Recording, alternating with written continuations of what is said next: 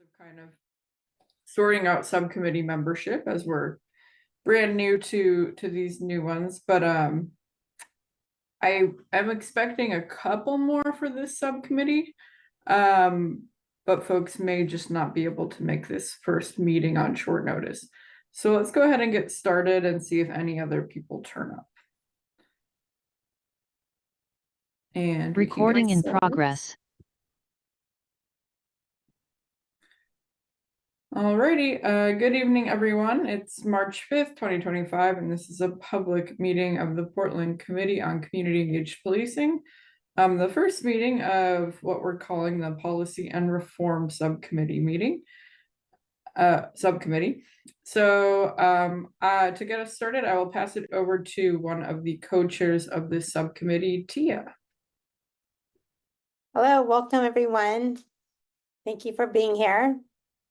We'll start with introductions and with the PCCEP members that are here.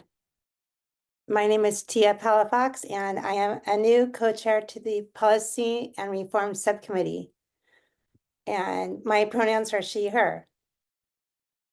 And Kip, would you like to go next? I would. Kip Silverman, pronouns he, him. Also co-chair with Tia of the new Policy and Reform Subcommittee. Previously, I forget what we used to call it. So anyway, yeah, I'm excited.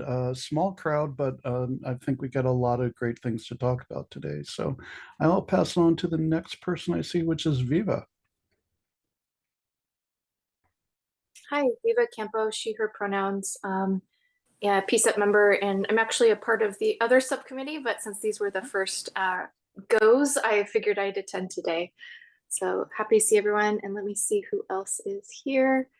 Conrad, if you have a signal, if you want to introduce yourself.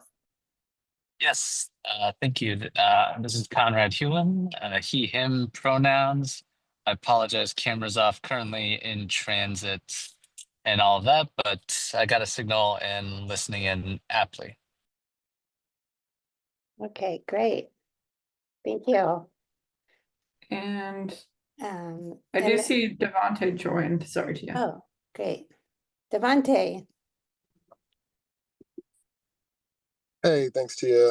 Thanks, Dory. Devontae Manyweather, co-chair of the full committee, PCCEP committee, and thank everyone for coming. Yeah, don't know. I don't see anybody else that has not yet introduced themselves, so I'll just pass back to Tia. Okay, great.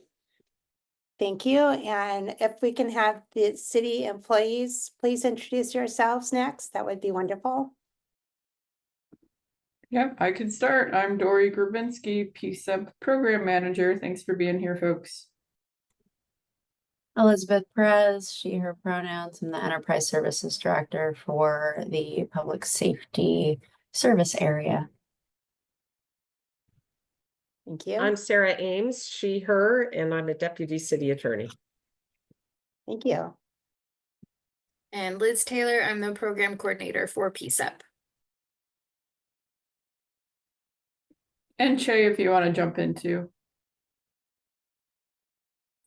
Great, thanks. Hey everyone, Chet Amidas here with the Independent Monitoring Team. I'm an Associate Monitor. Good to see you. Thank you.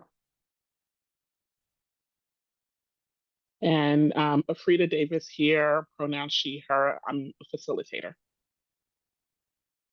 Thank you. If there's anyone else here tonight, please introduce yourselves in the chat. Would you like me to continue with the committee agreements, Afrida? Or would you like to do that? Whatever you'd like, Tia.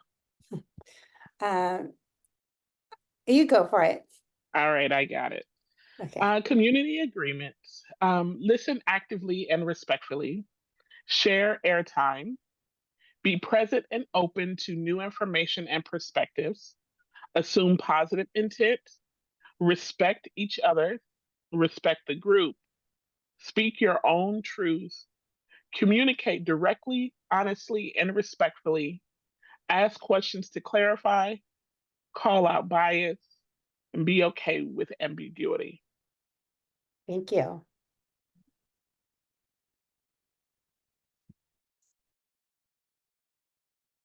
Would you like me to continue? Sure. Okay. First, we'll start our evening off with updates. After updates, we'll go into a question and answer session with PSSA's Enterprise Services Director, Elizabeth. And then we'll move on to a subcommittee processes and focuses. And then lastly, we'll wrap with open public comments. Thanks again. Okay, let's look at the updates. First of all, we wanted to congratulate everyone who ran for the different chair positions for our committees and our full committee members who ran and were elected were Odelia Zuckerman, and Devontae Manyweather. So thank you so much for running and congratulations for your new positions. And with policy and reform, it's myself, Tia, and also Kip Silverman, who was the settlement and policy co-chair previously. And the new co-chairs for community engagement, which we may be changing the name here soon once they get going, is Noelle Kater and Ashley Schofield. So thank you and congratulations, everybody.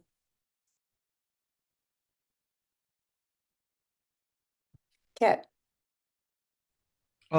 Okay, yeah, I can go through some of the updates that we have. So, and I'm going to apologize in advance.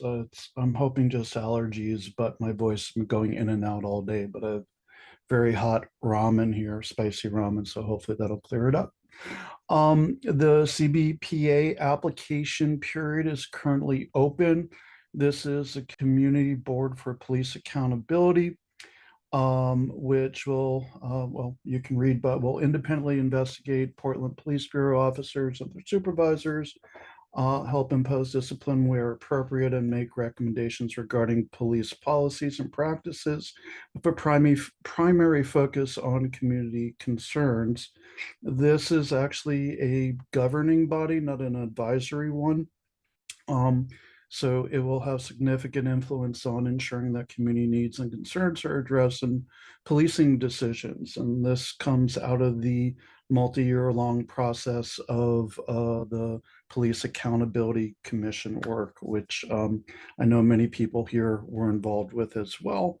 The application is available on governmentjobs.com and will close on April 14th. I think you can also go to Portland City Jobs and it'll link you through to government jobs as well if you want to apply. Next slide, please.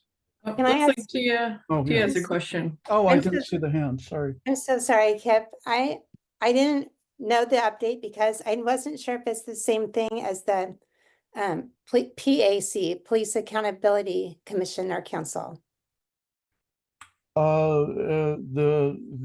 That commission was disbanded once they gave their recommendations. So this is the outcome of all that work that they did previously. Oh, okay. Thank you. Yeah.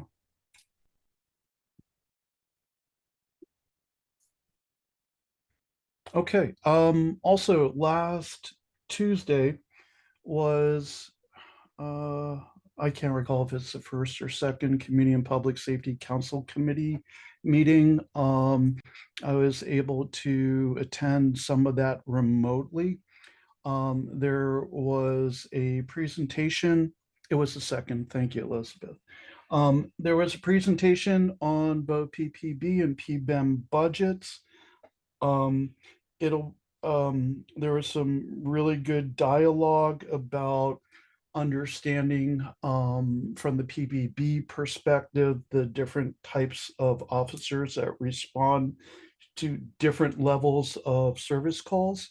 And I thought that was a really interesting discussion. And this is all preliminary budgeting, but I highly recommend folks go watch the video. It's available on the eGov YouTube channel to get familiar with that. And as things get closer, as we did last year, we'll likely be inviting folks from public safety, PBEM, PPB, whomever appropriate, to talk about some of the budgetary considerations.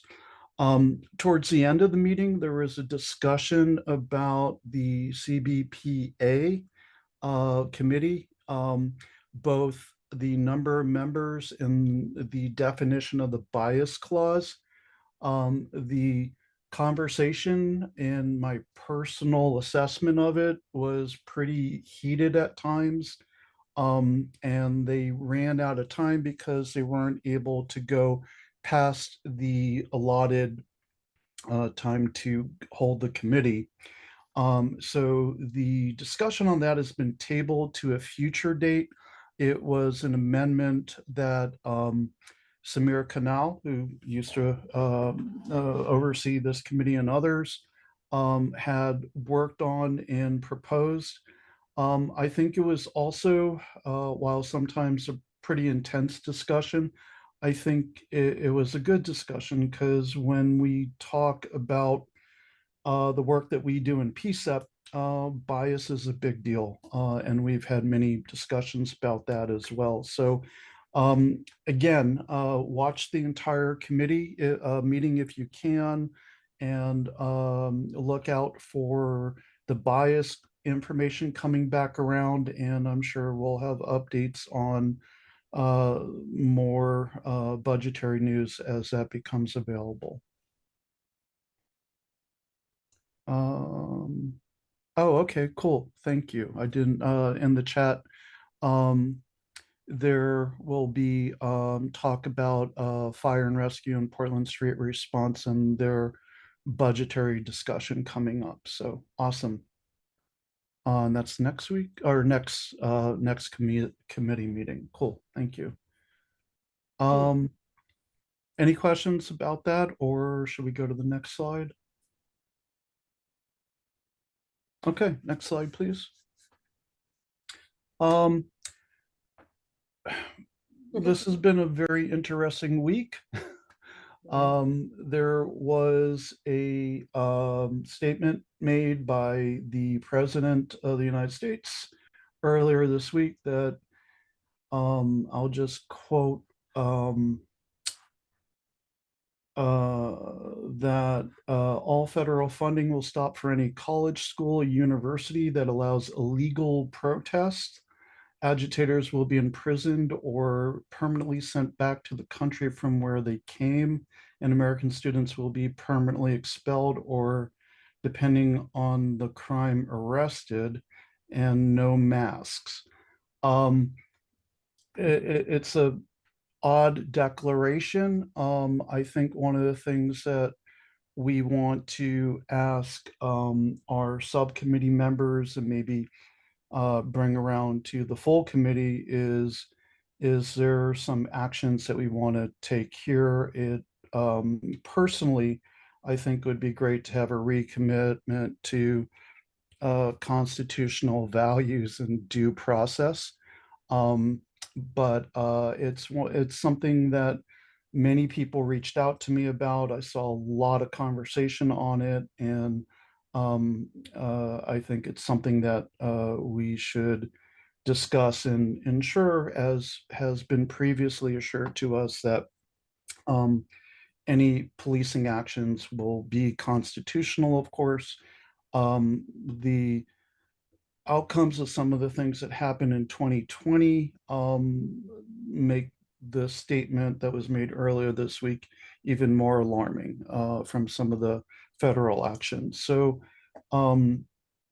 anyway, we'll stay tuned. We'll have those discussions hopefully, and if there's some action items, we'll talk about it and bring it up in another meeting, this one or another, if the committees feel like it's a good plan.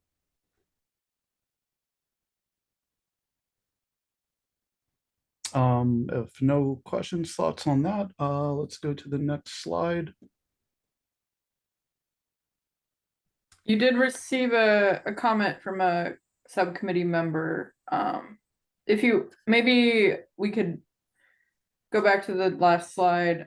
Are there any, I think Kip as co-chair is raising it as a possible topic, which is why he decided to include it in updates.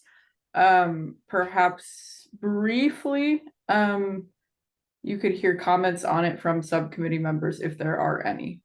Yeah.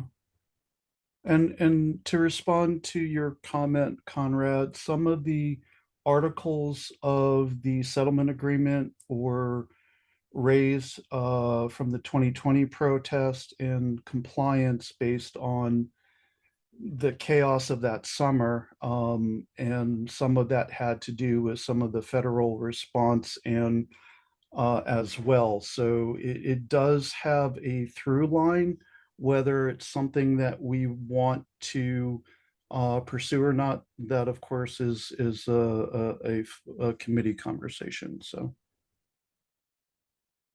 yes, RRT, a rapid response team to you. Yeah. Conrad, was there anything you wanted to share out other than your message in the chat?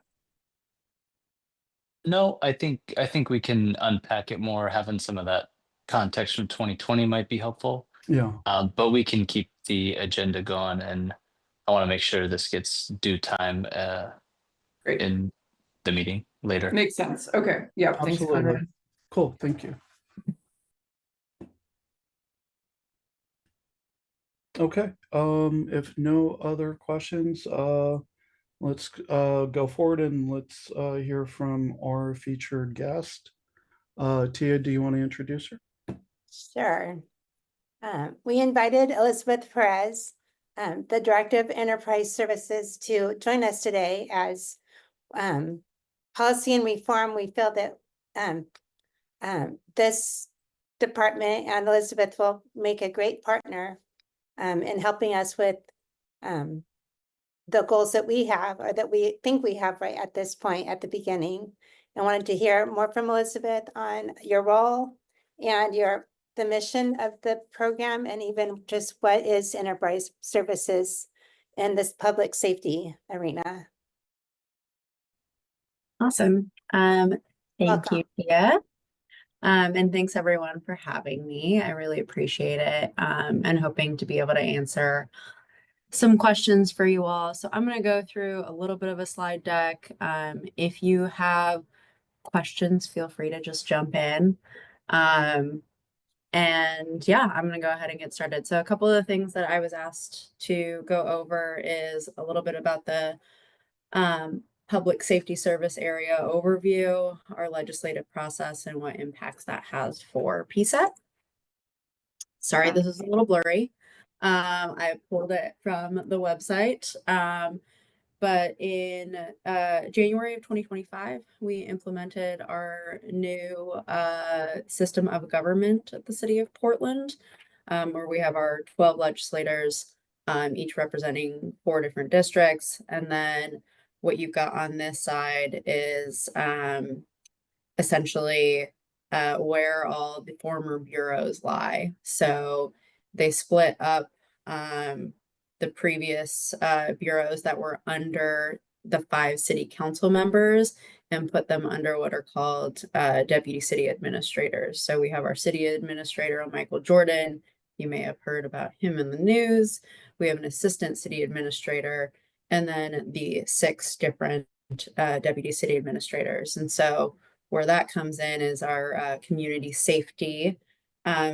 And it goes back and forth between public safety and community safety. So apologies for that. That's going to continue until we get that figured out. But essentially what fits under there is our previous community safety division.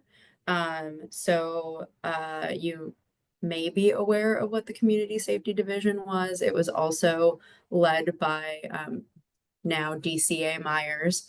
That had the advisory boards and commissions unit in it, which had PCCEP, FitCog, and the PAC, which created the CBPA. It had the Office of Violence Prevention and the Ceasefire Program. And then In addition, we have emergency communications or 911, emergency management, fire, and police.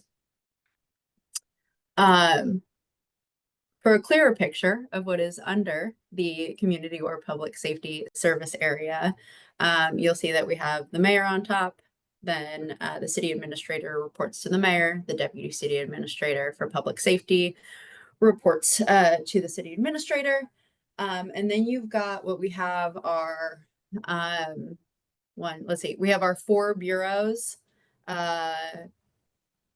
emergency communications, emergency management, fire and rescue, and Portland Police.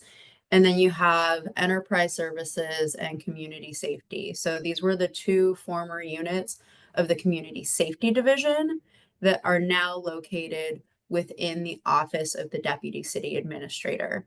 So it is things like business services, our advisory boards and commissions, which is now PCCEP and FitCog.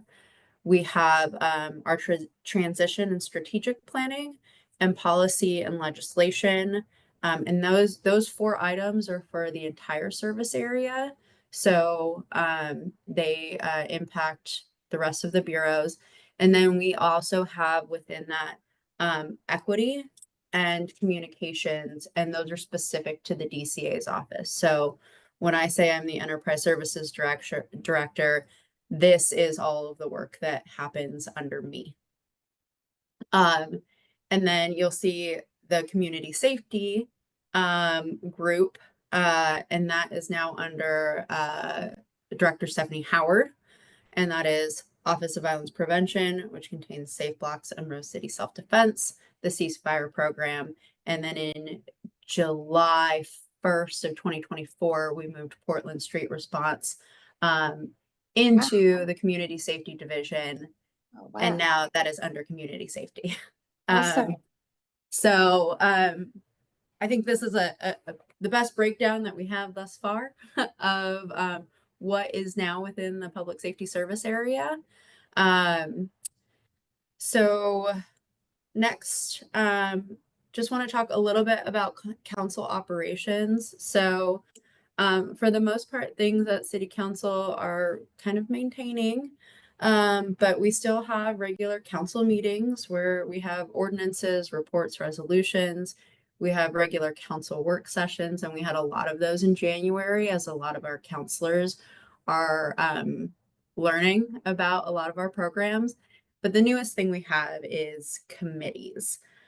So I'll just note that for our council meetings, the things that most impact PCCEP is that all appointments to boards and commissions, so all of your appointments go through the city council, and then as well as any changes to code. So I have heard the hope to codify PCCEP that would also have to go to council. And then a little bit of on the committees, we have many new committees. They meet every other week. So we have finance, governance, labor and workforce, transportation, arts and economy, housing and homelessness, community and public safety, and then climate resilience and land use. So the community and public safety committee meets every Tuesday afternoon from 2:30 to 4:30. The committee chairs are Councillor Canal, who is in District 2, and Councillor Novick in District 3. The other members are Smith in District 1, Murillo in District 3, and then Zimmerman in District 4. So a little bit about those committees. Kip recapped a little bit of what we did last week. The week before that was an overview of emergency communications and the community safety group. And like Dory said, we have next week's, which focuses on fire chat and PSR. So a little bit about how the Bureau interacts with the counselors, or the service area interacts with the counselors. So we provide ideas to the chair of things that they may want to hear about or learn about. So essentially the way that the first 3 meetings were planned is they wanted some background information on budget before the budget comes out, so they can start asking questions about what should be cut, what ad packages there are. And then in addition to that, we've brainstormed 40 other topics that they would like to discuss. And so we are there to provide all of the information that they may want. But ultimately they decide what the agenda is going to be. So that's a little bit about where we currently are. We we are still figuring things out. We don't have the processes set, but we are hoping that over the next coming weeks and coming months, we'll have a better understanding. I will say that when I have met with co-chairs Kanal and Novik, they do have an interest in bringing PCEP to one of the committee meetings to talk about what you do. And that is one thing that I will help to facilitate. I also want to note that you are independent of the public safety service area. So when it comes to speaking with legislators, that is working through Dory. If there is any interaction that you want to have between yourselves and our council. Quick overview. There's definitely so much more, but I'm happy to take any questions if you have any. Yeah, I'll go ahead and jump in to help facilitate the questions here. Devontae, I saw you popped your hand up and put it down. Did you have a question or will you wait in? And I see you, Tia. Yeah, I had a couple of, one moment.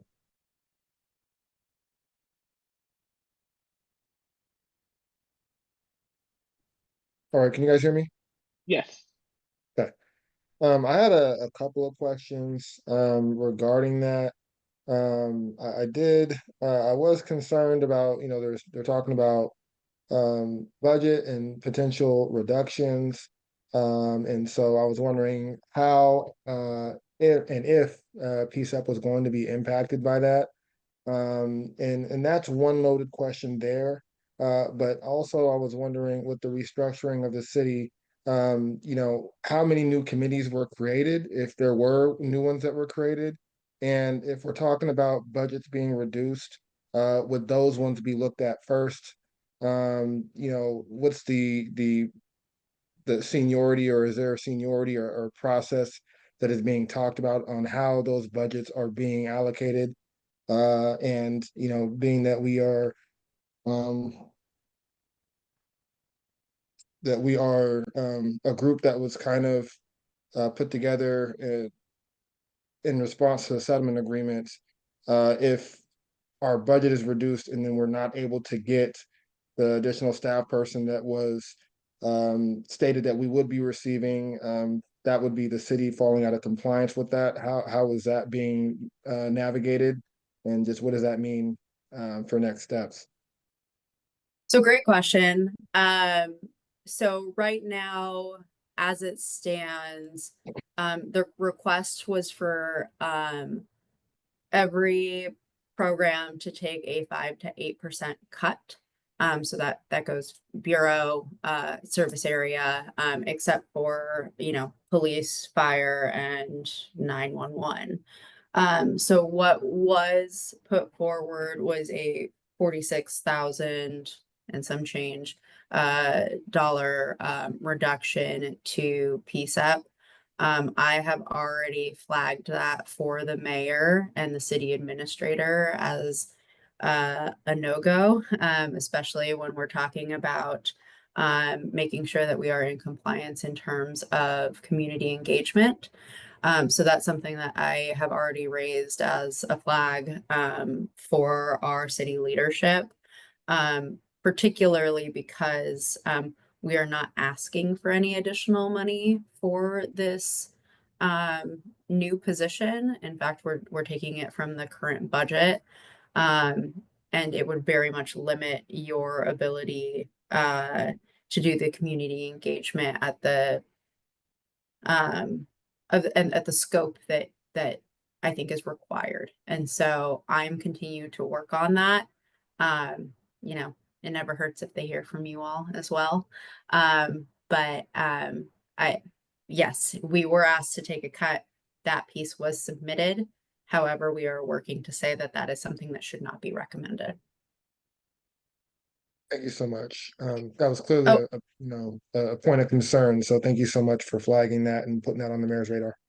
definitely. And then in terms of other committees that have been created, I don't really have a lot of information on that. I do know that we have a new like chief community engagement officer.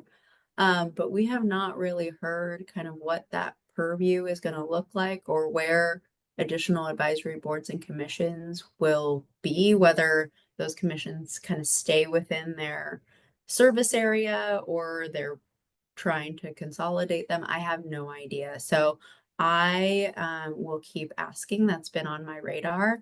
And as soon as I know, I'm happy to share that with you all.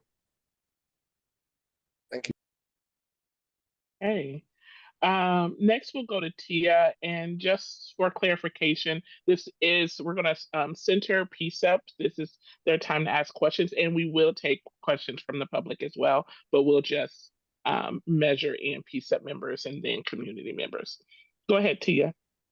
Thank you so much for all that information, Elizabeth. I have a couple questions. Is the BHUA Behavioral Health Unit Advisory Council, are they under the advisory boards and commissions under enterprise services? They are not. So they advise the chief directly.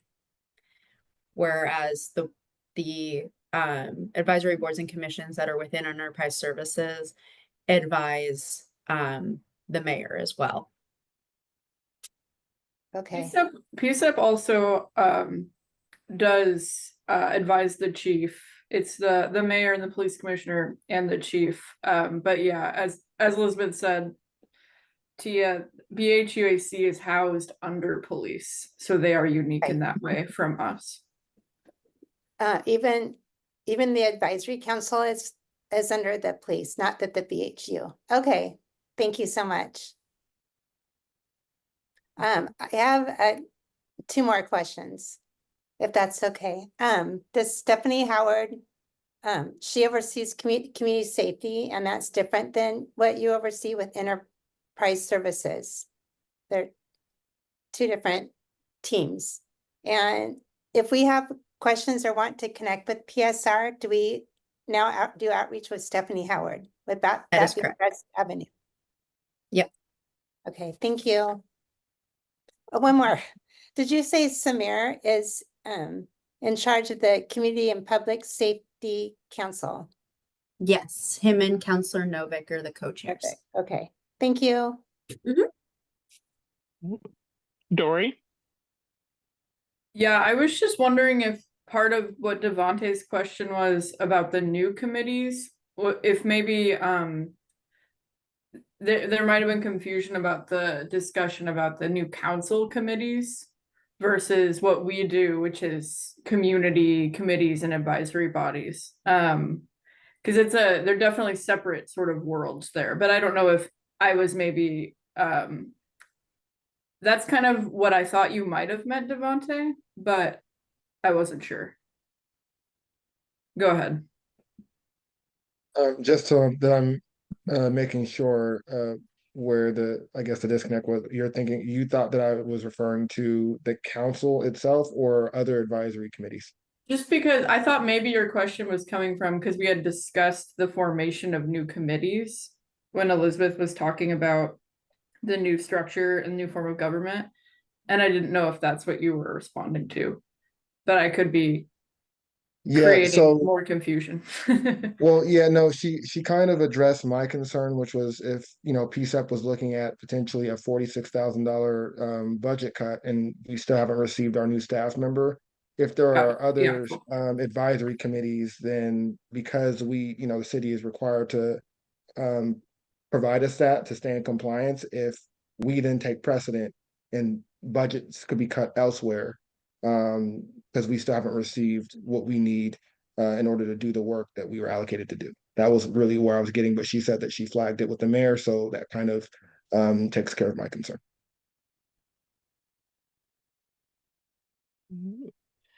Devontae, do you have a additional question? Okay, Conrad. Thank you so much for talking through all that, Elizabeth. Really appreciate it. I was just gonna keep it short. I would just input the fact that considering that our first responders, fire, police, and everybody's at this point exempt from budget cuts, it would, I know I'm talking to somebody who would probably already make this argument, but that it would be inappropriate for the city to extend a different kind of standard and budgetary constraint, because you can't in good faith operate those services without continuing to operate the citizen oversight. So I just figured I'd Thanks, Conrad. Yes, it is an ongoing discussion. I will note that the most, I think it was the city administrator shared a document on Friday that talked about possible cuts and possible additions. It is still not a balanced budget. The mayor will submit his balanced budget, I believe later on this month. And so we'll be doing the work, hopefully, to address the issue around any cuts to PCEP prior to the mayor submitting his proposed budget to council. And I've also talked to Councilor Councilor Canal about this cut as well, and he is aware and will be working on that on our behalf. Dory? Elizabeth, I think you had mentioned that it doesn't hurt for folks to hear it from PCEP members. Do you have any suggestions to PCEP as far as how they might be able to share this input with other people? Yeah, so if there are any counselors that you all want to meet with, you'll be working through Dory for that. Any written testimony, there will be listening sessions as well, and I can make sure that Dory and Liz have the list of kind of the upcoming budget calendar. Whatever there is a listening session out in the community, when there is a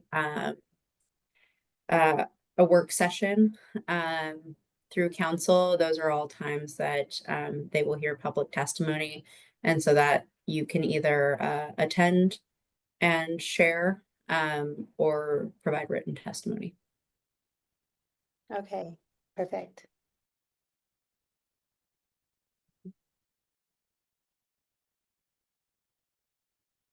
Other questions, PCEP members?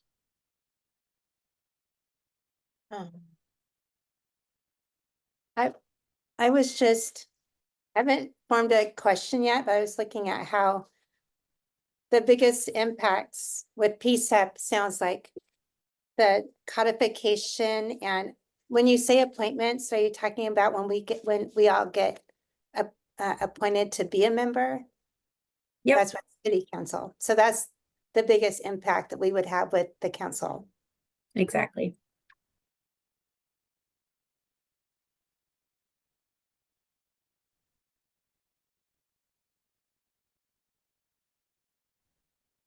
I see in the chat a question as well. I will put a link to the first organizational chart that's on the city website, and then I can make sure that Dory and Liz have the slide deck that I provided tonight for you all. Okay, good. And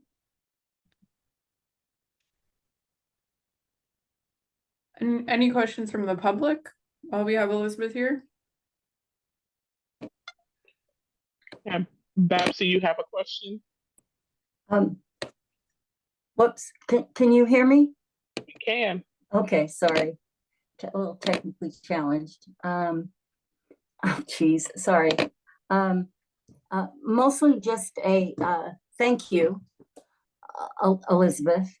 And want to just reinforce, and I think you would agree with this, Elizabeth, so let me know if I'm wrong.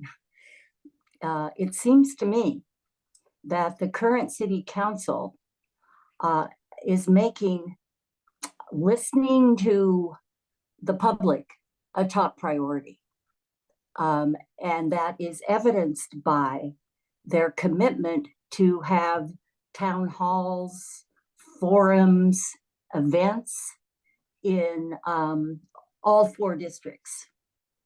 That to me is a definite plus. And the other thing is, and Elizabeth, perhaps you can also speak to this, as you probably know, Robert Day has been confirmed by the city council after a long process as the new chief of police. And in my humble opinion, it appeared to me that he understands the importance of collaborating specifically with the city council members moving forward. And this is all, as you also know, a huge work in progress. And the city council, yes, they formed 8 committees, but it's all new. And they're trying to figure it out as they go. Again, I see that as a plus because that means we, the public, can provide input to them. Did you want to share any reactions to the appointment of Robert Day? Thank you. I think one thing just again that is new is that again now it is the mayor that recommends a city administrator, our city attorney, as well as our chief of police, and all 3 of them have been confirmed. So that's a new process.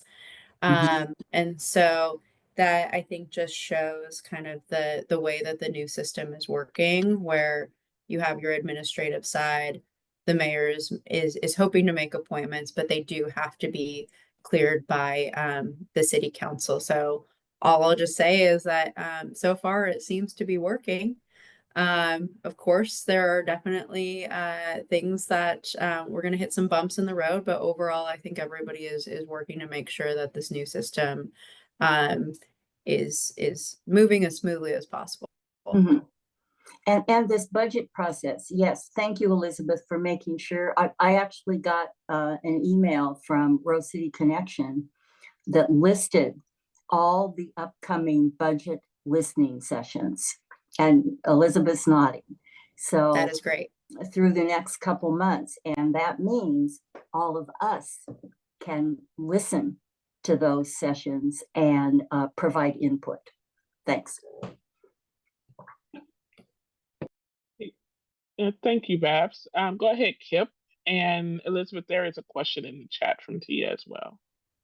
Yeah, I just I wanted to add that the handful of meetings that I've been able to attend, at least remotely, I really have appreciated the conversations and the processes and the transparency around conversations.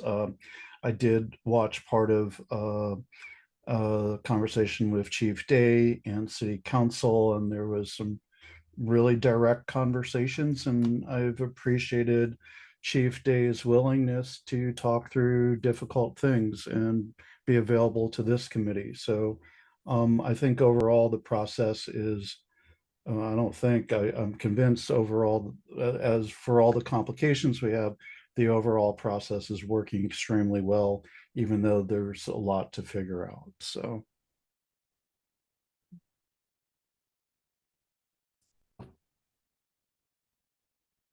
Any additional questions?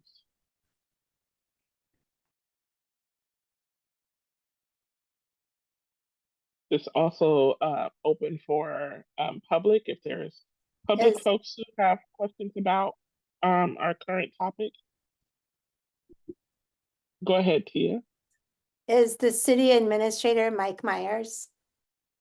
City administrator is Michael Jordan, and the Jordan. deputy city administrator Sorry. for public safety is Mike Myers. Okay, thank you.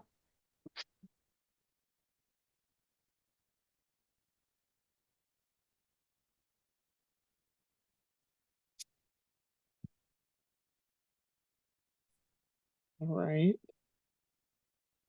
More links there in the chat to sign up for Rose City Connection. Any other questions? I do remember from the retreat that this was something that folks was looking forward to, being able to ask Elizabeth questions about her role and you know, supporting PCCEP and all of that. So great opportunity to take advantage of this space. Devontae. Yeah, so I think you kind of explained it quite a bit earlier, and I did pull up the organizational chart for the city that you provided the link to. So I appreciate that. I think that that is incredibly helpful in trying to reconcile all the different moving parts. So I do appreciate that, Elizabeth. So yeah, I guess as much detail as you can possibly provide about the differences and the nuances between uh what you do and then Stephanie's, and I know that that's kind of still being hashed out, I guess, but the more information and clarification I can get just for my own notes, the better. Yeah. So I would just say that like we have very different jobs. So I really oversee more of the budget, procurement, communications, accounting, employee services and people services for the entire service area, as well as helping to lead some of the strategic planning, again, for the entire service area, and the policy and legislation for the entire service area. Within the DCA's office, I am focusing on the communications piece. And then right now we're having conversations as well as how we are able to work as an entire service area when it comes to equity. So what I'm really trying to do in my role is make sure that we are acting as one service area, making sure we have the same processes for everything, making sure that there is you know, policies and procedures for everything and everybody's aware of it. When it comes to Stephanie's role, she is overseeing the 3 different programs: Office of Violence Prevention, Ceasefire, and Portland Street Response. And then she is also helping to advise the DCA, so DCA Myers, on police matters. And that is a piece where I have not really had that connection to the police. So for me, it's really more around like, how do we all function together? And her expertise is really more on the police side. Deputy City Administrator for DCA. So I also know that like she's been helping the mayor's office, you know, catch up and figure out what their role is and trying to hand things off, so that you know, the mayor's office will be here at PCCEP, representing themselves and being engaged in the same way I think Stephanie was before, when she was the director of community safety in the mayor's office. Mm-hmm. Is that, Dory, would you add anything? Add is Devontae's question makes me think of something we've been doing recently with the PCCEP program and Elizabeth, which is defining roles and responsibilities within like our small PCEP team, but also like the other people in the city we work with. And I think it's helpful for me and perhaps would be helpful for PCEP members to, so for example, Elizabeth as my manager, her role is to support me as an employee and PCEP as a program in just all capacities, right? As roles have shifted, including, you know, Stephanie's role and her relationship to PCEP, and now we have a new mayor's liaison with Christopher. So I think it might be helpful to hear from them directly, especially as they settle into their roles in the next couple of months, how they see the definitions in their roles specifically relative to you and your work, PCEP's work. Because I think it's still kind of being defined, if I'm being quite honest. You know, transitions take time. So that's just what your question makes me think of, Devontae. That's a really good point, Dory. That is one piece that I have, Dory has worked on and Liz has worked on, and we're doing the same thing for FitCog is like, what are the defined roles? And then like, once we have that all written up, I'd love to be able to share that with you all so that it is clear for everyone, what everybody's role is. Cause I have heard this question a couple different times, and I think it's really important that we have, we make it clear for everyone. So thank you, Dory.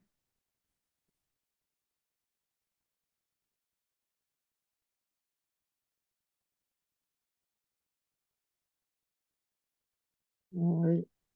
Searching for hands.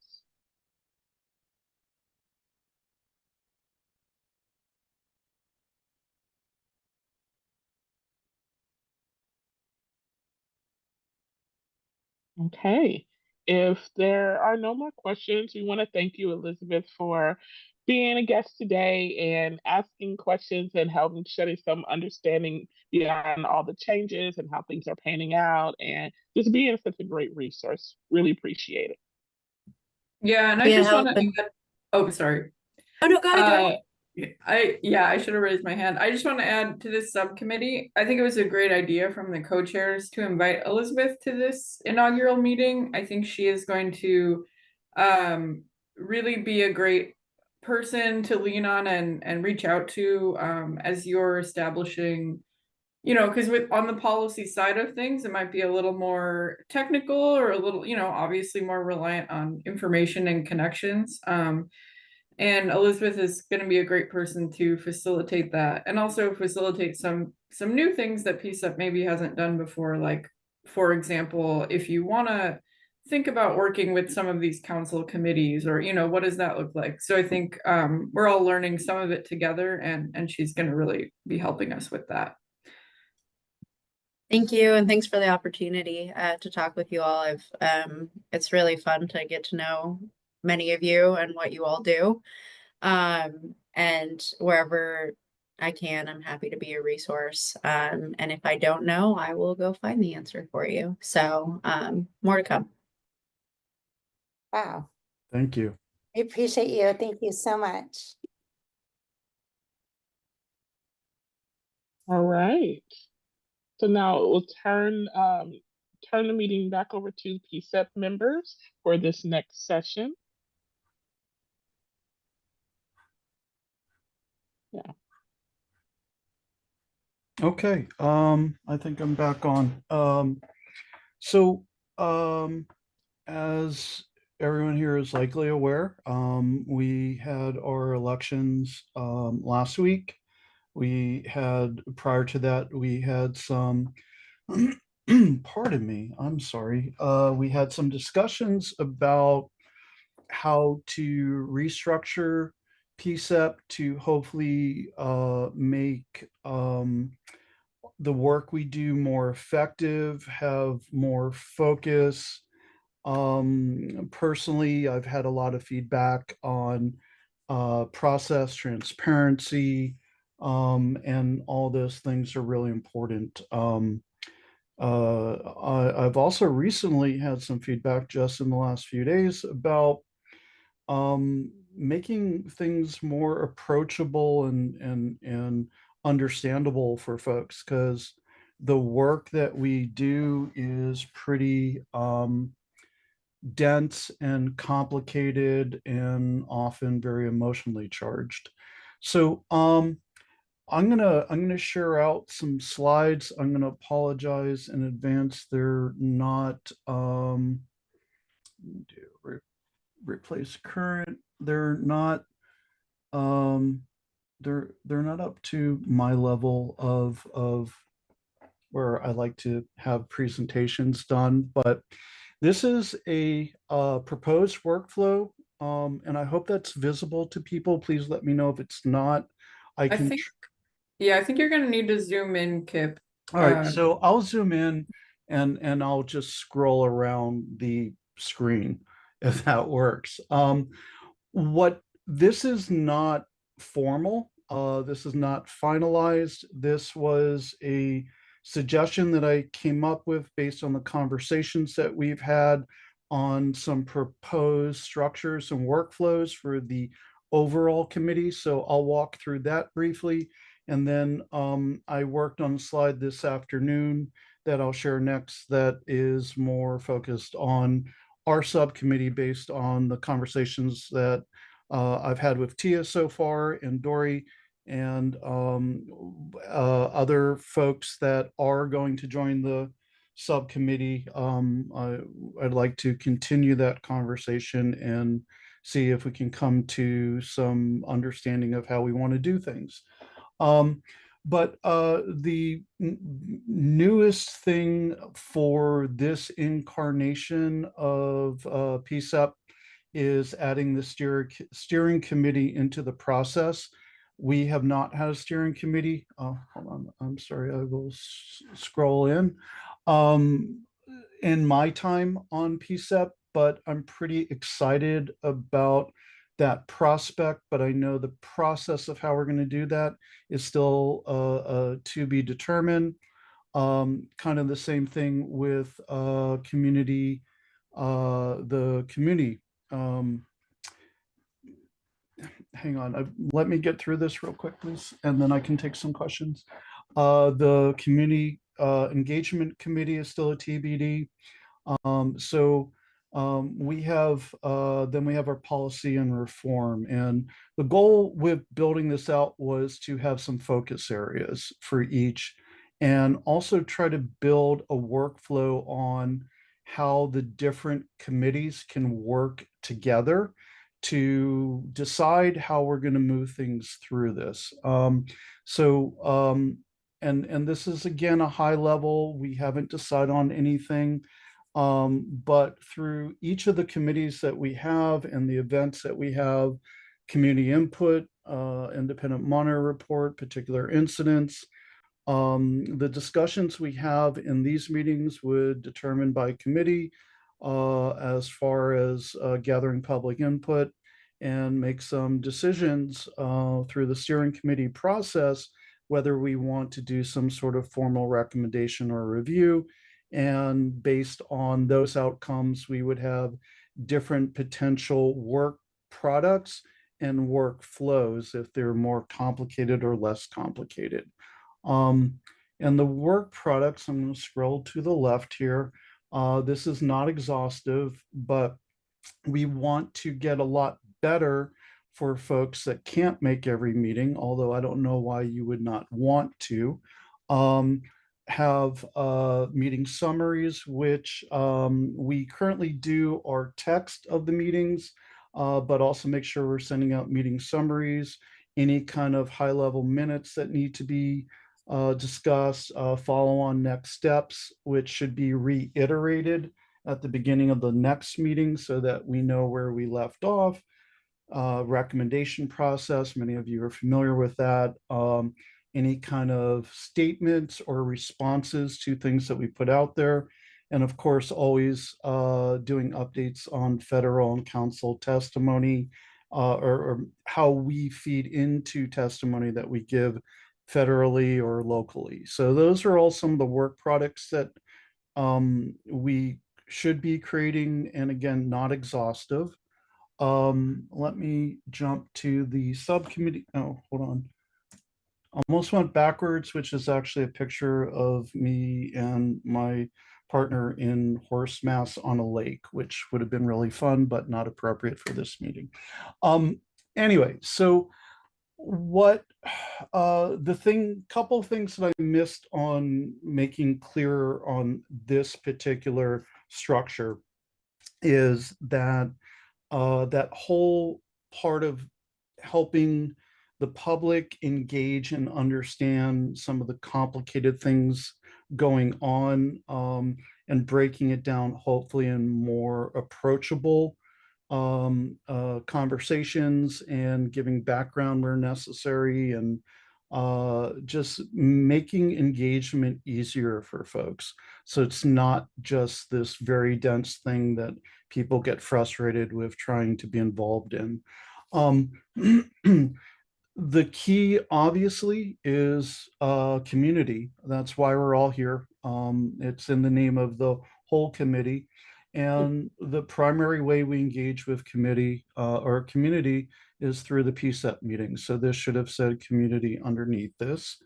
So these are inputs, and again, none of this is exhaustive, but I just wanted to give kind of like our thinking based on our initial discussions and what we should be working on and how things should work. So this should be obvious. Our PCEP meetings, we have input from all of you who are kind enough to attend community events that we have, whether it's other subcommittees or special type events that we put on. Of course, updates and input from the PPB, the city independent monitor, updates from the Amici and other organizations, and things come in through city email at times. So we have a number of ways to gather inputs. The ones that are appropriate for policy and reform, we would discuss them in this committee. Again, going back to the previous slide that I was doing, or that I had shown, we'll have a more structured set of conversations about what should we move forward in each committee, who should own a effort or parts of an effort, and what should be the outcomes. And I'm really excited for that part, because that gives us a lot more structure to how things move, rather than a lot of the feedback we had was, what is really the difference between the different meetings, because y'all talk about everything, right? So I think that's going to be a big improvement. The focus areas that we've talked about for policy and reform are tactical work. In other words, more urgent or short-term work, or something that needs to be addressed based on current events, an urgent item, related work that needs to have a conversation or bring in a discussion to be able to get to the next step of things. Strategic work, which is I think the bulk of most things that this committee has worked on and should be working on, which is how do we help the city and the PPB get beyond the lawsuit and the consent decree, addressing the remaining articles that are out there, and ensuring best outcomes for engagements with first responders. Again, the whole crux of the lawsuit and the consent decree. And also from a strategic standpoint, once that lawsuit is settled, we are hoping to still be here codified and providing this very unique service to be able to navigate things. So how does PCEP exist beyond the settlement agreement and the work that we want to do and keep working on that is involved with tactical or directives or other parts? So am I missing conversation here? Anyway, the other thing that we have discussed that is lacking is that the PPB frequently tweaks or updates or changes their directives, and there's a mailing list for that. We have in settlement and policy previously talked about some of those, what we want to do as an ongoing regular part of these meetings is do updates and just at least briefly discuss what's up for current review, encourage people to provide input to it. And if the subcommittee thinks it's a worthwhile thing, or the public is asking us to be more involved in any directives or code review, discuss them in the subcommittee and maybe advocate for a public conversation to provide input on a directive, or revisit a directive that is not up for review, but that is in PCEP's ability is to look at any of the directives out there. And if there's a desire from the committee to revisit it and talk about what can we do to improve it based on all of our different inputs, we have the ability to raise that up with the PPB as well. And then also panels and discussions around policy, around reform, around directives and code. So be able to continue inviting the Portland Police, the leadership, city resources, independent monitor, and subject matter experts, including the Amici and others, to help us navigate and discuss the work so we can get a better understanding of all the different aspects to something, so we can do better informed decisions or work and decision making. And then from a consistent agenda, I'll go through this and then I'll shut up and take questions. Core agenda items, each meeting should have at least most of these. And again, potentially not exhaustive, but we'll start out with updates. We've normally done that pretty much. We'll talk about policy. Again, those changing directives or new mandates that have come in, or information from different inputs that we're aware of. That's a little bit more deeper than perhaps just in the update section. Reform, keeping in alignment with the name of the new subcommittee. Talk about broader subjects about the current state of things and where should we lean in, what conversations should we have, and how we should facilitate items that would optimize future states for reforming. I don't see reforming as a negative statement ever. Sometimes it's characterized as that, but again, just making sure that everybody has the support they need to do their job well and have the best possible outcomes for any interaction with a first responder, whatever that might be. And then finally, one thing that we also talked about is that we need to do better reporting and follow-ups on reviewing previous recommendations. How have things gone since PCEP submitted a recommendation? Have there been updates or changes to things? Is there something we need to revisit? Is there something that is out of compliance from what was agreed upon? And again, making a decision, is that something that we should pursue as a subcommittee or bring back to the steering committee or the full committee?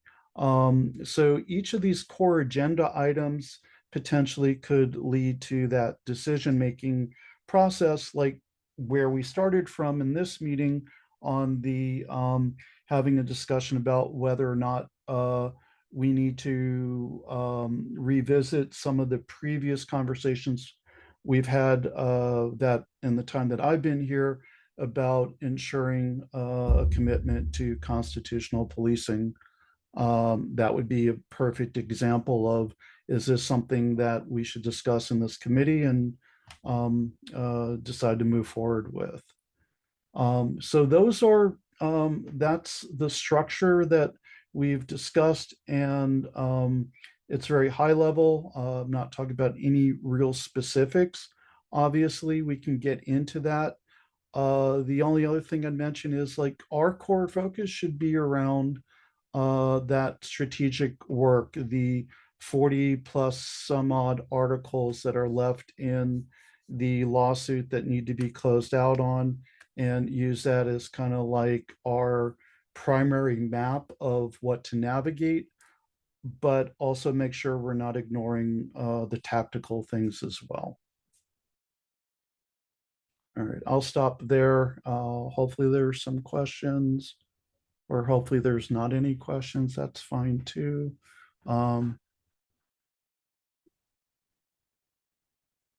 Tia. I just want to thank you so much, Kip, for going through all of that. It seemed very educational. I wanted to look at the slide that Dory had up first, but I wanted to talk a little bit more about directives. Can we, Okay. is that okay? Yeah, do you want me to stop sharing?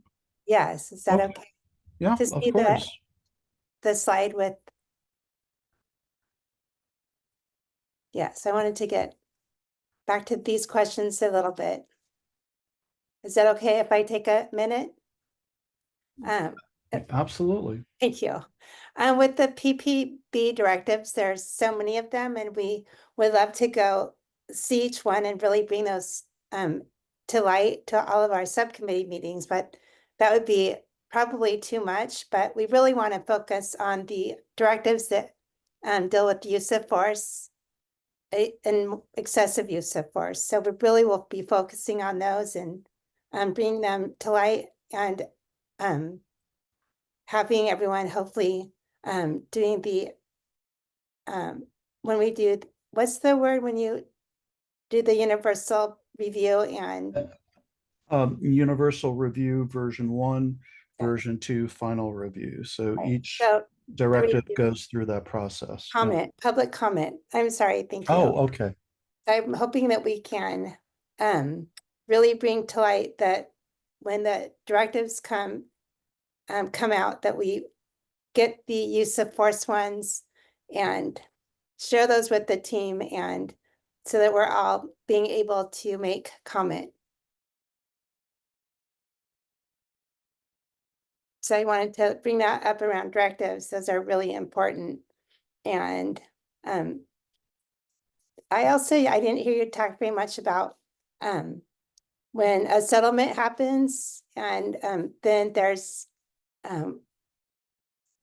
when the police department or the city has to pay the settlement.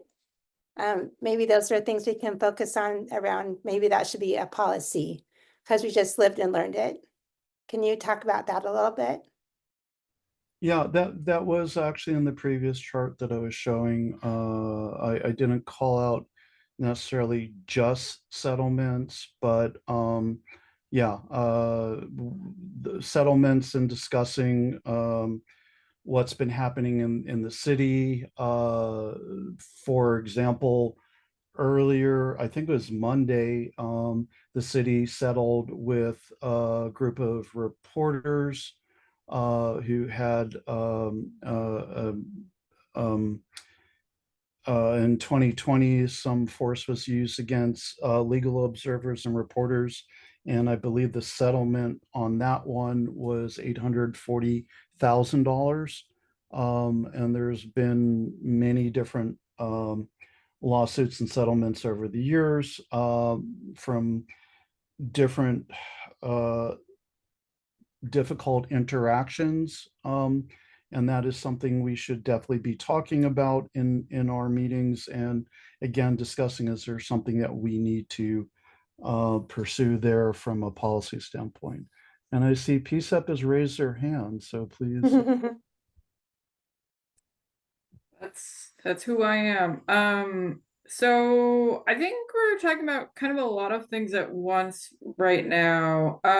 So we've got like a proposed workflow essentially on the one hand, and then sort of proposed strategic focuses, and then this is sort of actually my contribution here, which is even maybe a little bit narrower and just suggestions. But I think what we're trying to achieve is in this initial meeting, kind of having a discussion with the subcommittee members and PCEP members who are here about how this subcommittee wants to work together. And all of those components are a factor.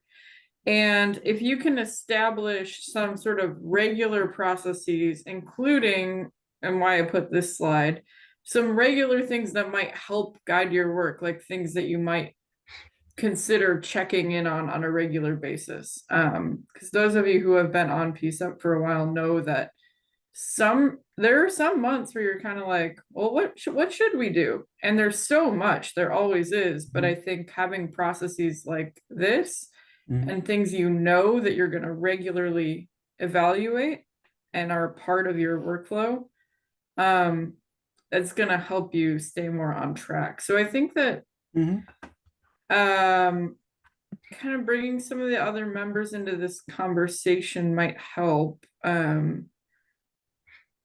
If anyone has reaction to anything that's been proposed or ideas that have been shared out, or thoughts on bringing them together in any sort of way.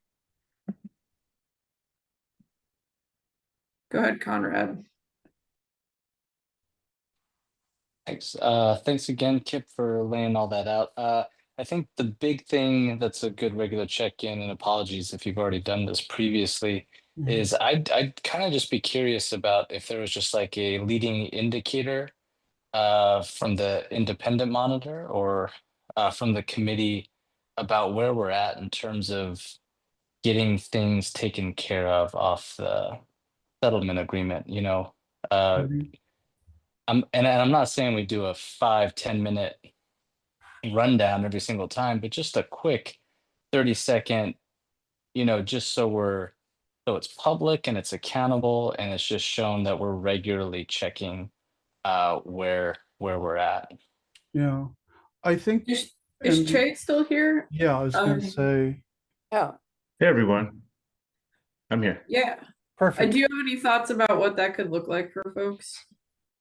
Yeah, you know, things now I think we'll be picking up a little bit too as we start to receive data and requests that we have that were outstanding from PPB, and starting to do our due diligence and reviewing that with our team. Our several team members all kind of have different functions.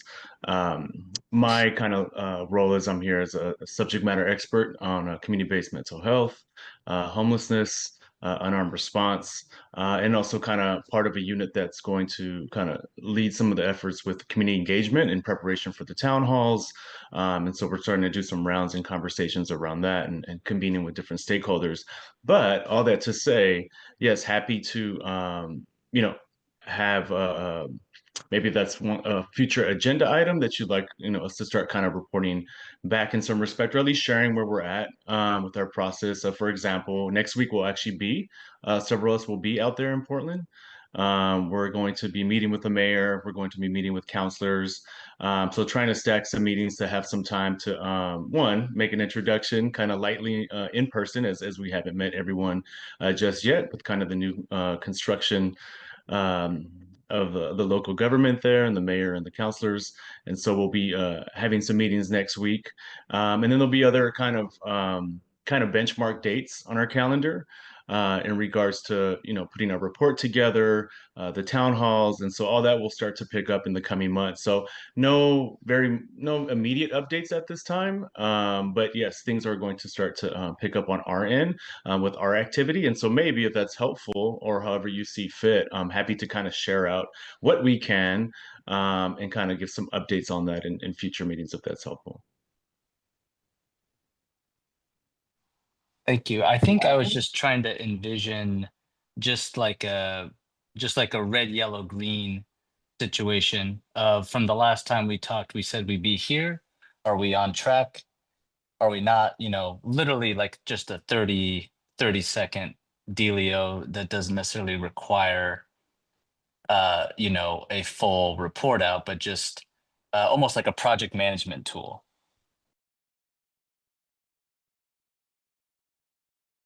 Yeah, I mean, I guess in that regards, where we need to be in terms of our timeline for receiving what we need to receive from PBB and our data requests.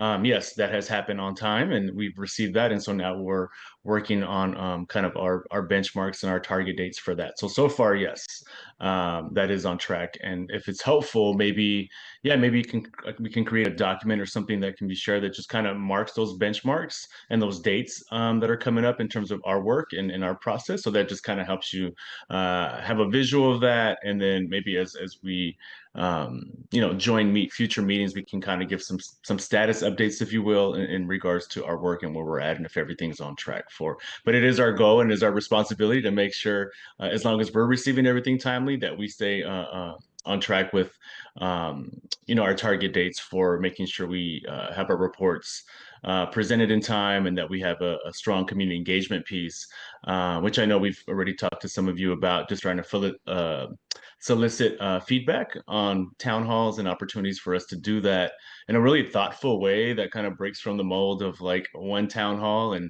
you know, here you go, whether you can make it or not. We're trying to also be very thoughtful of trying to go to the community in more informal type of settings as well, so that we can really have some engagement in that space. And there was some thoughtful feedback that we had recently with some PCEP members in conversation.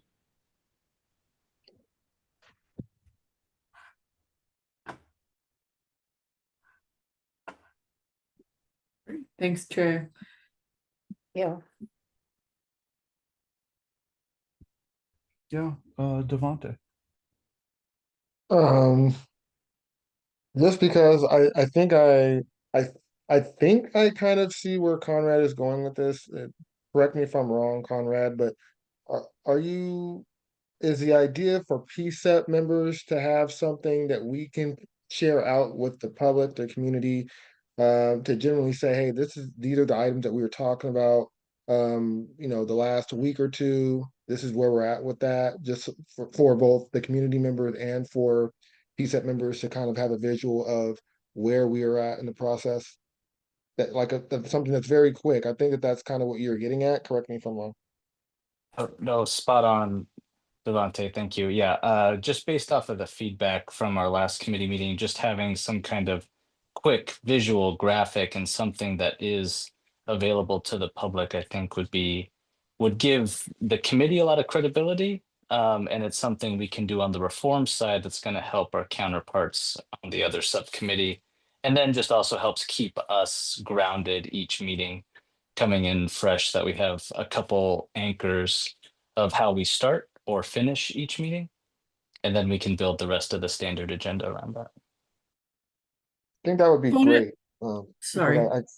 Sorry, Dory. I just want to say I think that would be great because, you know, when we have the full committee, obviously there's a lot of work that the subcommittees are doing on their own, and then we're kind of getting that share up to the full committee.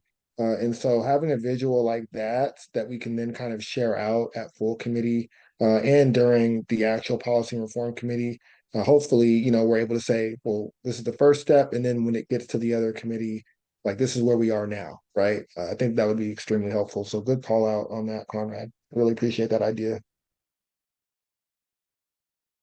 Yeah, I just want to maybe help manage some expectations around that, because I could be wrong, but I'm pretty sure Devonte and Conrad, neither of you have had the opportunity to be a part of a town hall yet, because we've been in this transition period and you've never actually seen a compliance report. I think there might be some challenges around the idea of a quick update, both from providing a status update side of it and also the quick part, because the way compliance is assessed, it is 167 paragraphs or something like that.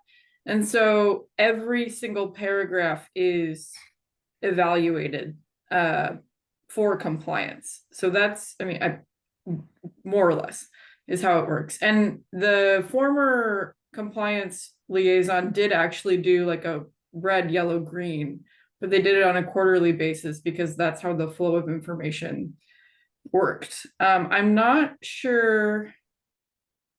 And yeah, just so managing expectations around that. I don't know if the monitor would be able to provide assessments on like a monthly or weekly basis. They're currently going to do it biannually, I believe. Right. That said, I think that this could warrant an entire meeting, thinking about ways that, you know, new and creative ways that you are able to check in with the progress. So I think it's like it's a really good idea, and you should be thinking about how you can stay more up to date with it.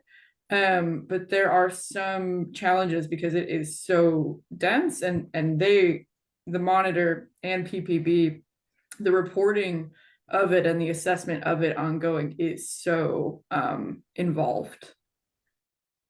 Yeah, and just to add, just to correct myself, thank you for that clarification. When I mean like a status update, I think I meant more on the like where are we at, kind of more of a tracker, kind of the timeline. But as far as like the actual assessments that we're doing, that'll be presented in the report and also shared in terms of the engagement with the community with the town hall. But yeah, always open to a conversation, whether as a part of the group, individually. We want to make ourselves accessible to all of you, whether it's to learn more about our roles, whether it's to just understand kind of the different timeline commitments, because we are reviewing a dense amount of data over a 6-month period, and then twice a year we'll be issuing reports and kind of going through this process. And so the first round of that data has been received, and we're going through that process now. And so we're on track in terms of what we've received and now what we need to do for the next step.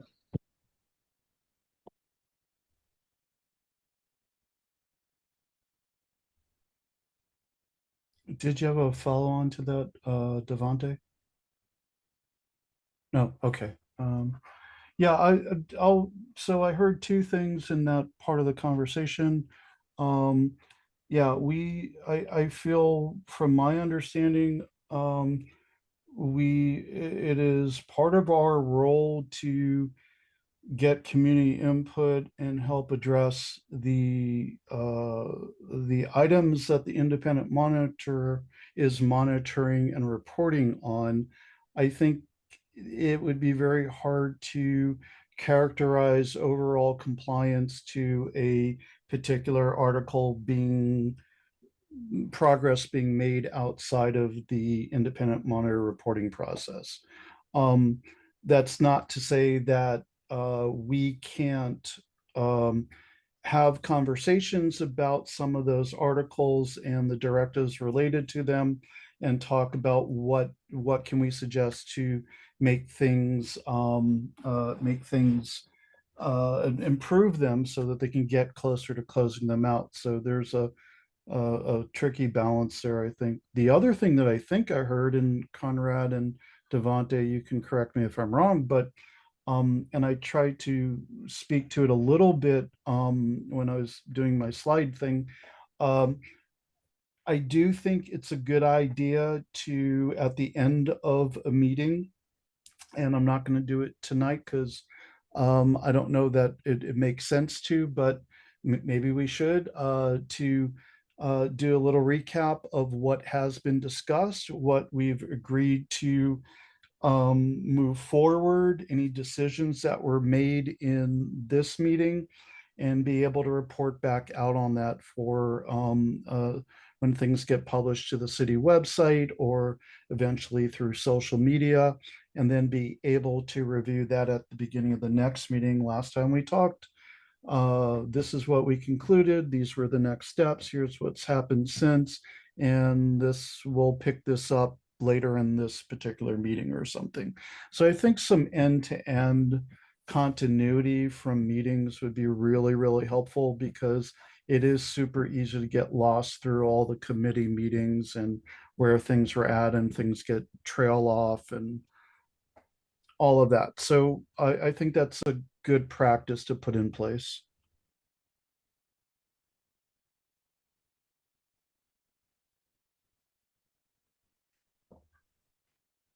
Yeah, Viva. You're on mute.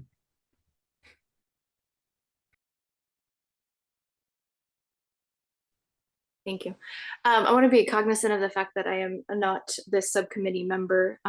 And so, but just so I'm going to entertain that perspective and not suggesting things as if I need them as part of the committee, if that makes sense. So one of the things I think that for me, seeing the multiple slides that were shared and the discussion of kind of multiple components of what's being proposed, it was a lot of information, and to be honest, for me it was almost a little distracting and kind of like fatiguing trying to track it all. And so I'm thinking about kind of like, as a different subcommittee member, if someone asked me what this subcommittee did, I don't know that I'd be able to articulate it based off the conversation today. And that's okay because it's not been finalized, but I just wanted to share that.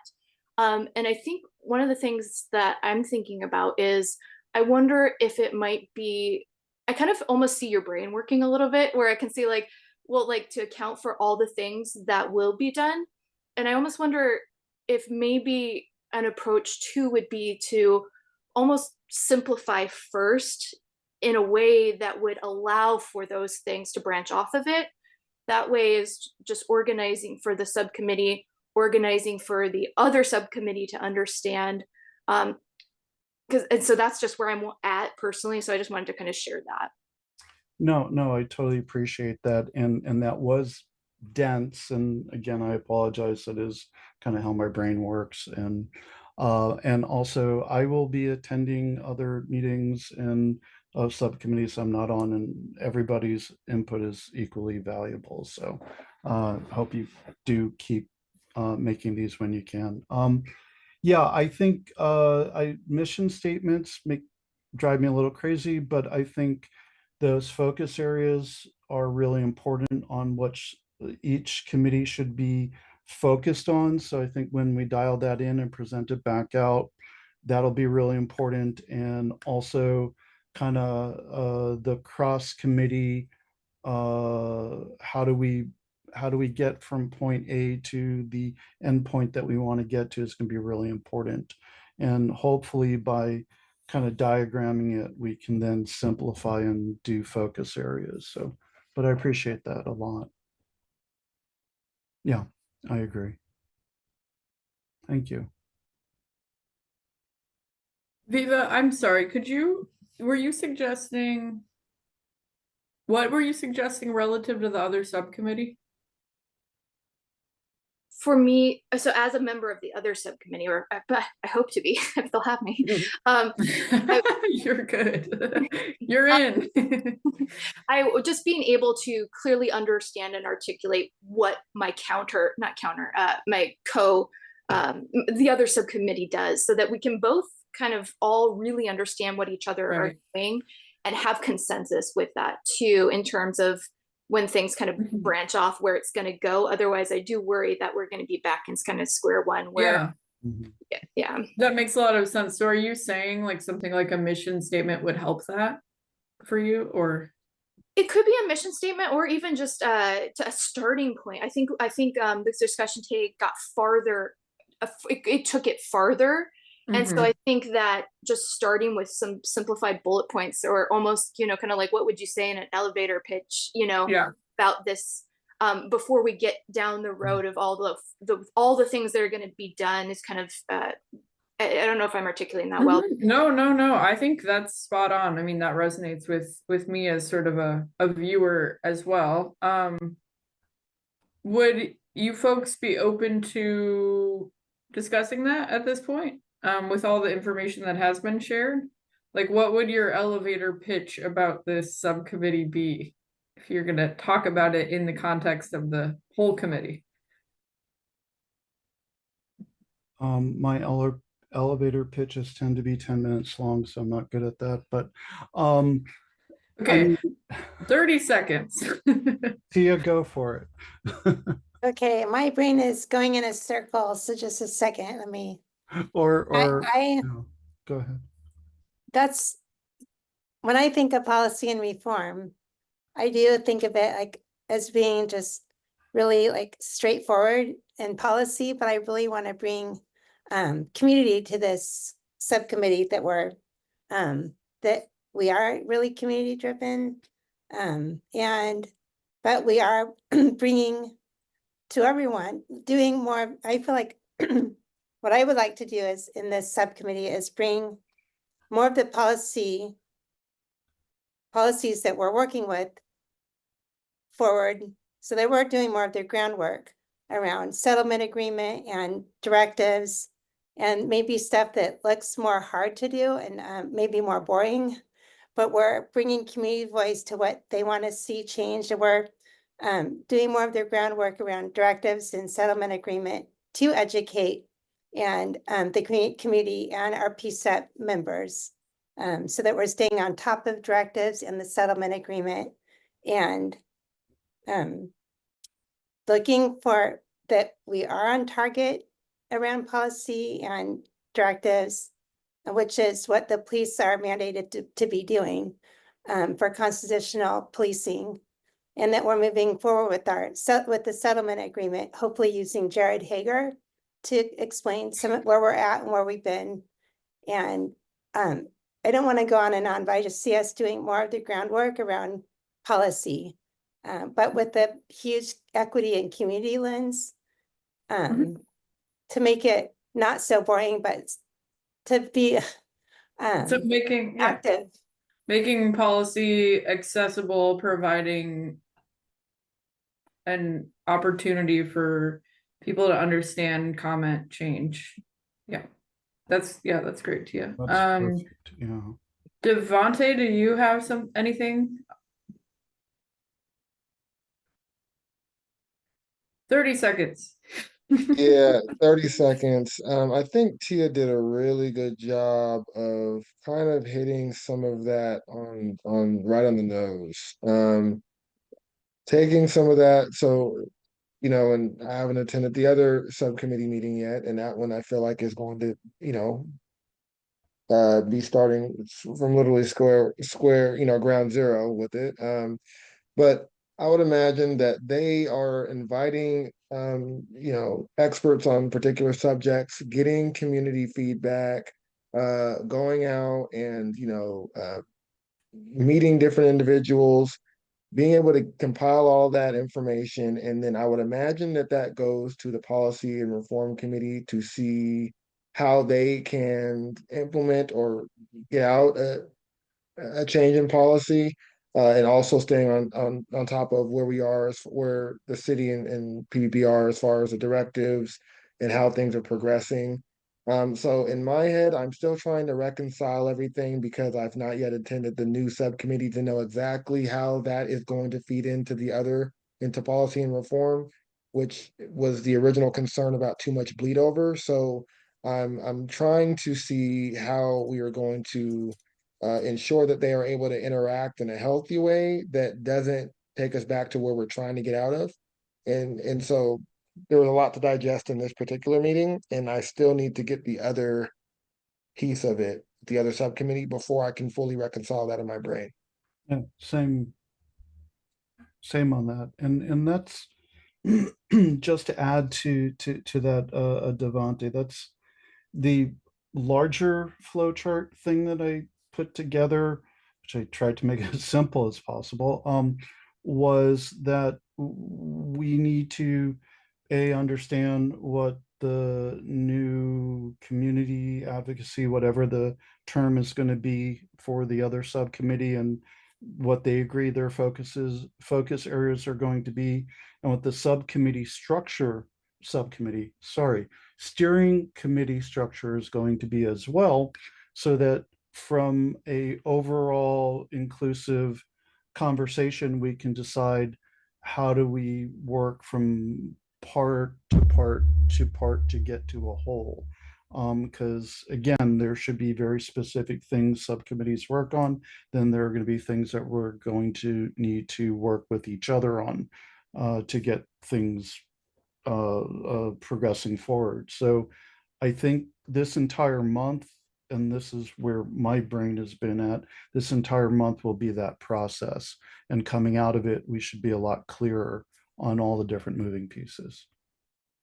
Yeah, I'm just trying to take advantage of the time we have to do some brainstorming around it, because there are going to be challenges, but part of it might just start with sharing out ideas regardless of the imperfections. So I'm going to finish the sort of the forcing everyone to share.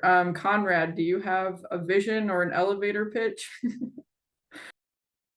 All right, I feel like I'm back at work. Quick elevator pitch. I would say the subcommittee, great ideas from everyone else, but the subcommittee is about past, present, future, the settlement agreement, the current active policy, and the arguably, I would say the most important thing is the steps being implemented to reform the policy moving forward.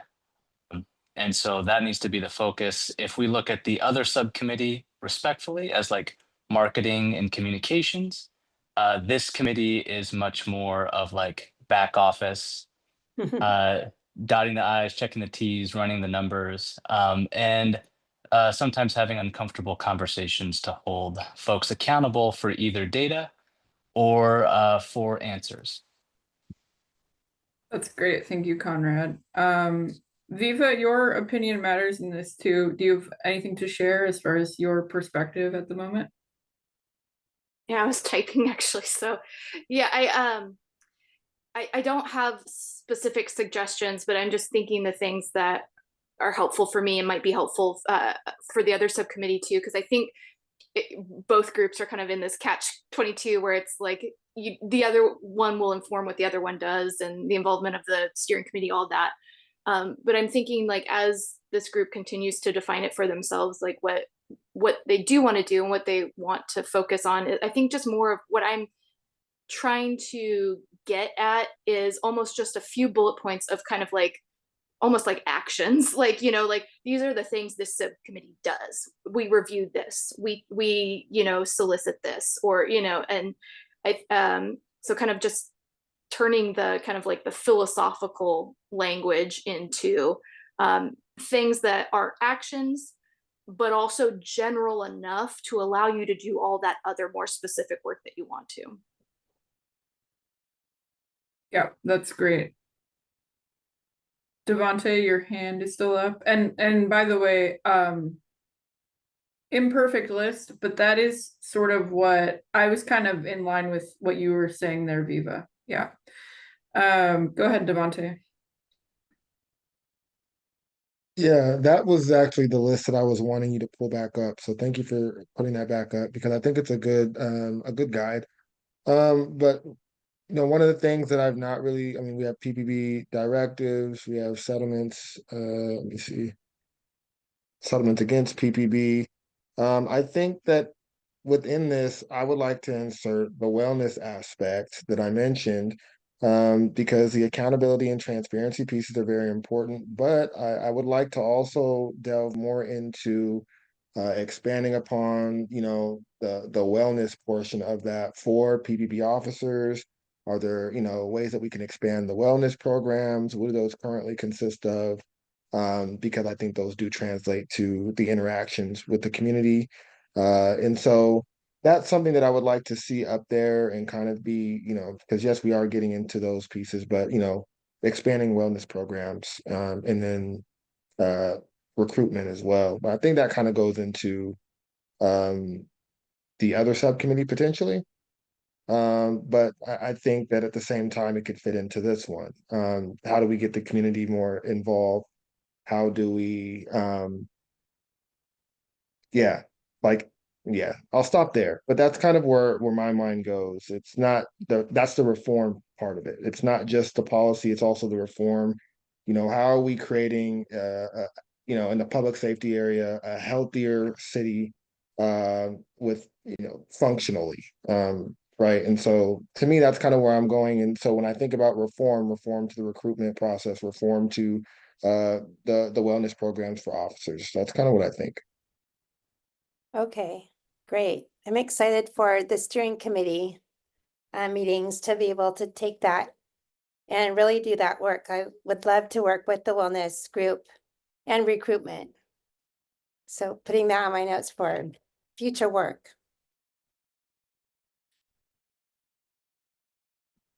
Okay, great. So I think what I'm gonna do is create a document for both subcommittees and ask you for the full committee meeting to prepare sort of a, so I was just doing this for PCEP today, like, you know, you get asked all the time to describe what is your program. So, you know, it's like what it is, you know, what, so that's sort of like the vision or goals or whatever, but then also very importantly, what it does, right? So I'm going to create a document and ask folks to collaborate on that and then present it at the full committee meeting, and just very simple statement of what you are and what you do. And it's a proposal, it's brainstorming. We are just getting started with it. And the full committee meeting can be an opportunity to evaluate what the different parts of the committee are bringing forward, any overlap we see between the statements or whatever format it is that you prepare, and kind of go from there. So we're just starting the process here, but that's what I think I'm gonna do based on this conversation. Does that sound like an agreeable next step or helpful one? Yes. Cool. I can't see many of you because this slide, but It sounds good to me. okay. All right. Great. Any final comments on this discussion? We have just a couple minutes before open public comment.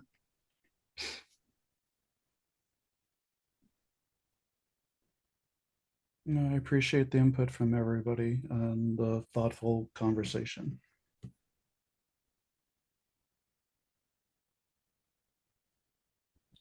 Devontae, I can't tell if your hand is still up.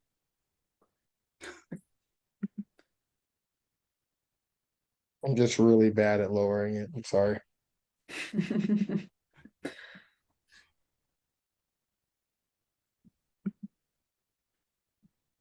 Yeah, I think we're ready for public input.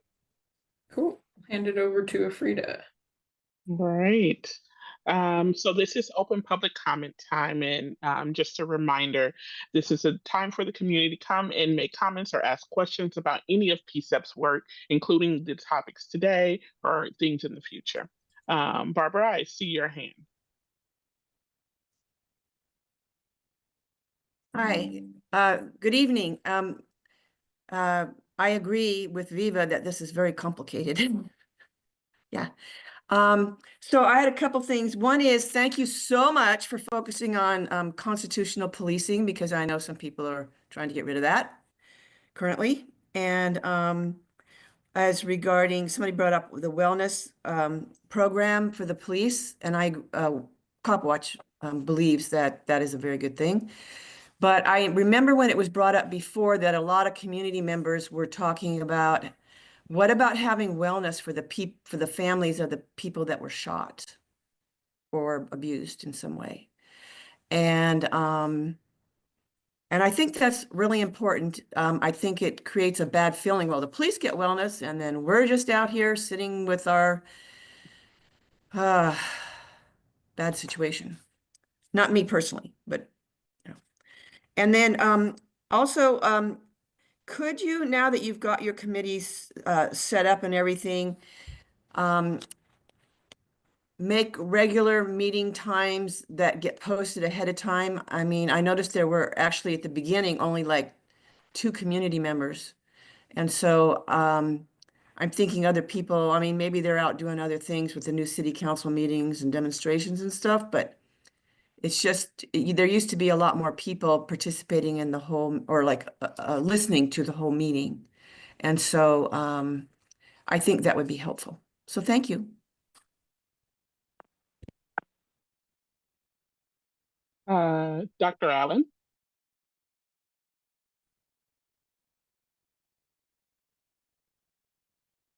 On the subject of wellness, and I apologize for being late. I'm trying to pack to go on vacation, and I broke into that to come back to the meeting. On the subject of wellness, I was writing this when you said time for the community. The police, as well as many other government functions, heavily depend on recruiting from veterans. And so the issue of exposure to violence and what that does to the nervous system becomes a big issue. The police are exposed to violence, and veterans are exposed to violence before they even join. I was a veteran, but I wasn't exposed to gunfire. I didn't leave the CONUS. But there are a lot of veterans who go into the police force, who carry guns. And I've always been concerned that they don't get enough wellness. And one of the ways it shows up is that they want to shoot within 30 seconds of arriving somewhere. That sounds like it might be okay for a war person, you know, somebody out in the field shooting the other guys, but it doesn't sound like a good thing on city streets. And maybe we can't do anything to insist that any shooting that takes place within the first 90 seconds is automatically a problem, automatically requires investigation. I'm not sure whether we could pull that off, but we certainly can figure that that kind of behavior probably represents too much arousal in the nervous system, that they arrived someplace, they know that there's something going on, and they've got their gun out. They don't even know who the actors are. They don't even know who the good guys are. The other thing is that the stigma regarding mental illness is so powerful that I don't think very many police officers do very much about their mental wellness. A lot of things help. Sports certainly help. Getting a good night's sleep helps. Good nutrition helps. But if you don't find somebody to talk to on a regular basis, you aren't going to have good mental capacity. You just aren't. And it's not like this is news. This is well documented. So until we do something about the stigma, and surely there are places in this country that have done something about the stigma, but we don't know who they are. Anyway, I don't. We've gotten rid of some stigma over having women on the force. There's progress in terms of people of color, but we have to do something about the stigma of getting help before people are going to get help without coming out and saying, yes, I have a mental illness. No, this is just normal, good, healthy behavior under too much stress, not mental illness. So that's all I'm going to say. Thank you, Dr. Allen. Dan?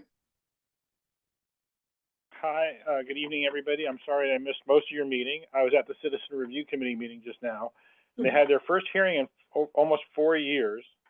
And unfortunately, it was about a protest action where a woman said there's video showing the police shoved her. And the discussion was about the police putting their hands on her arm to arrest her and not about the shove that she said happened. It just so happened this incident happened on a day that I was at Pioneer Square, House Square on the other side from where she was. And people came by and said, oh yeah, the cops shoved this person. Probably the same incident.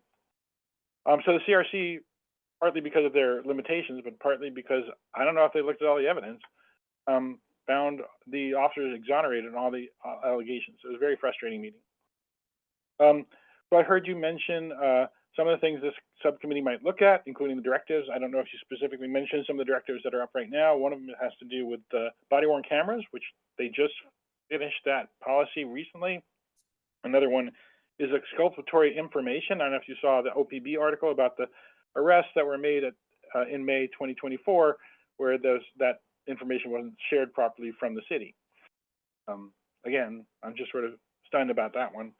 But I think if I mention this at another one of your meetings, I need to mention again that May 2024 is not in the purview, right? Oh, I definitely mentioned it at your meeting because the DOJ said we're not going to reopen the settlement agreement so that the monitor can look at what happened in April, May, and June of 2024, because they're only allowed to look starting July 1st when they first got hired. So it's very disturbing that those protests at PSU, where the police used a lot of force, and you can look it up online to see it's over 200 uses of force, aren't getting reviewed by our independent monitor, even though that's the use of force of protest is why the city fell out of compliance. So I want to keep putting that on your radar because somebody's got to do something about that. I also this afternoon, the 8 former members of the Police Accountability Commission put forward a letter which should have come to you, but if it didn't, I don't understand because it came only a little while before your meeting, raising questions and concerns about the application process for the new oversight system, that there seems to have been no community input into a board that's supposed to be, run by the community, that's supposed to hire their own staff and supposed to be making decisions about whether police officers violated policy. But, those of us on the commission who've been working on this for years at this point didn't hear anything about it until the application was posted, really. So we should have been consulted, I think. I think that the city council should have been consulted. I think you should have been consulted.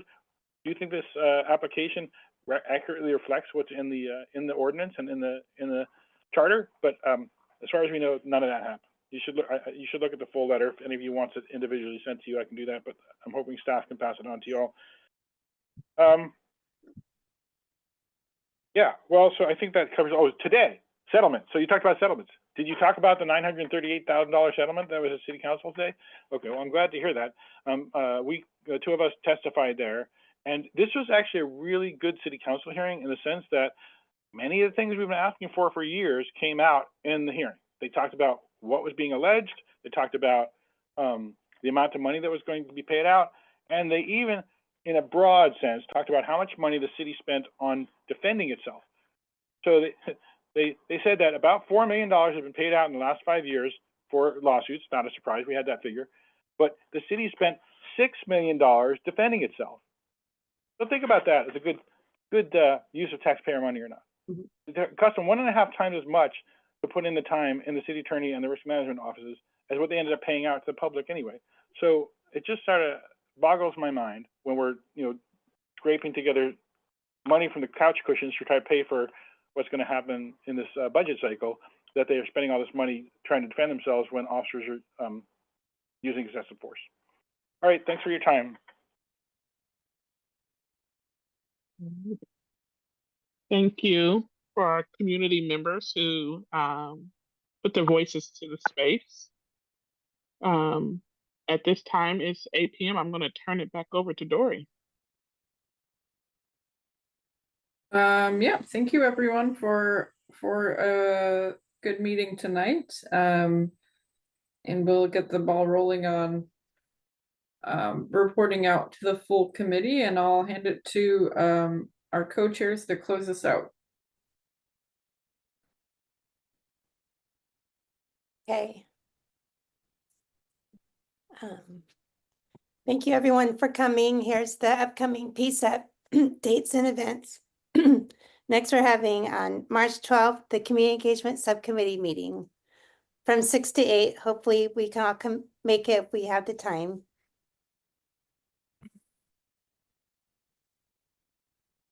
And thank you to everyone who was here tonight. And you can learn more about us at our website, portland.gov and /PCCEP. And PCCEP members can give your written public comment if you weren't able to verbalize tonight to our website as well, tinyurl.com PCCEP comment. And if you'd like to sign up for emails, you can do that at PCCEP at tinyurl.com PCCEP updates. Yeah, and please invite everybody to start showing up, and we'll try to make things more accessible. So, but again, yeah, I appreciate all the conversation tonight and working through things, and there's a lot we need to figure out, but I like the direction of the last few weeks, so I'm really excited. So thank you.